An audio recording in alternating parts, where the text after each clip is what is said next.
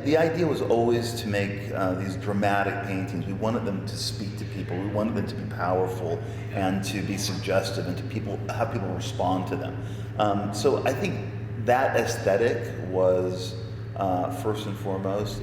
Yeah, I think we really made an effort to try to construct text and work together and make work that could speak to a lot of people. It's really for everybody. Of course, in the world of social media, there's an argument that it democratizes art. Is that a good thing? Does that matter? Well, I think it's about a vision. I think it's about an aesthetic and a sensibility, and you want to respond to that. You want that to be interesting, rather than just doing something in order to get likes or in order to gain followers. I mean, sure, there is some overlap, of course. But for the most part, I think an artistic impulse comes from a different place rather than I solely want to be popular. One of the things I really like about social media and how it's used with art is that I make shows in faraway places, and then I go back to Los Angeles to my studio.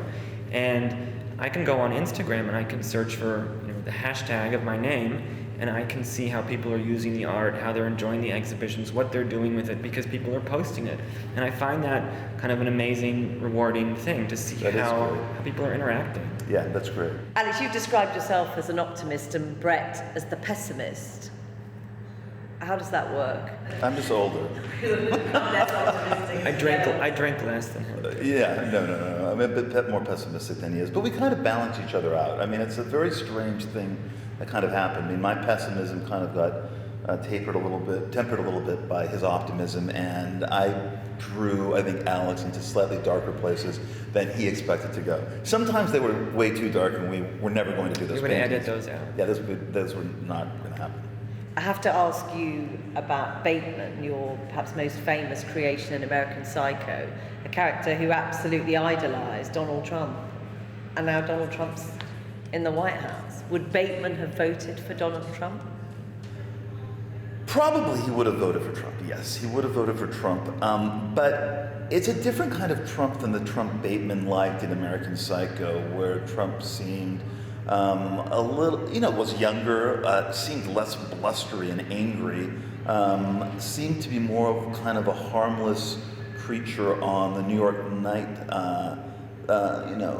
nighttime scene, and also someone to aspire to for an entire generation of men who I kind of based Bateman on, during the 80s. Trump was someone they looked up to. I mean, that wasn't something I created for the book. And I didn't think it was fanciful either, that, Trump is mentioned hundreds of times in American Psycho, the novel, as someone that Patrick Bateman wants to aspire to.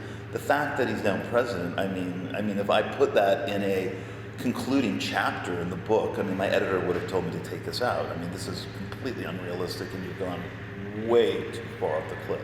What do you think now that's happened? Well, look, he was elected. That's what you have to look at, the fact that he was elected. It wasn't as if there was, some kind of coup that happened. America elected him to be president. What are we going to do?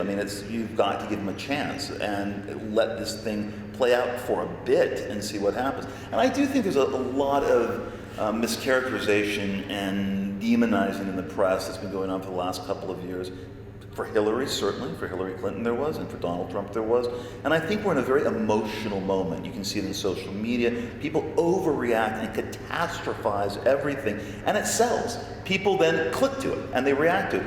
In reality, is there a tidal wave of fascism washing across the shores? I'm not sure. Maybe a puddle or two. We made this painting that's hanging in the show in the window, and everyone asks us if it's about Trump, but actually it's about American Idol. And it was something that we made a couple years ago, and we mocked it up, and at the time it didn't feel urgent, but now it has like a whole new meaning. Do you think that Donald Trump presidency changes art and what artists will do? I think that so much great art is political, but it doesn't necessarily announce itself as political or illustrate politics. I think that when you're passionate, when you're moved, and you create something that pushes boundaries, you're ultimately making a political statement. And great art always has done that and will always do that. And I hope also that if anything comes out of the Trump presidency, is that there will be great art made, and that people will, I don't know, be angrier, be more passionate. Certainly, you could feel a kind of a tapering off of a kind of passionate art during the last 8 years of the Obama era. So I don't know. I think that if anything, if there is some kind of hope for Trump, is that people rally and make angry art again, taboo art, art with real mischief.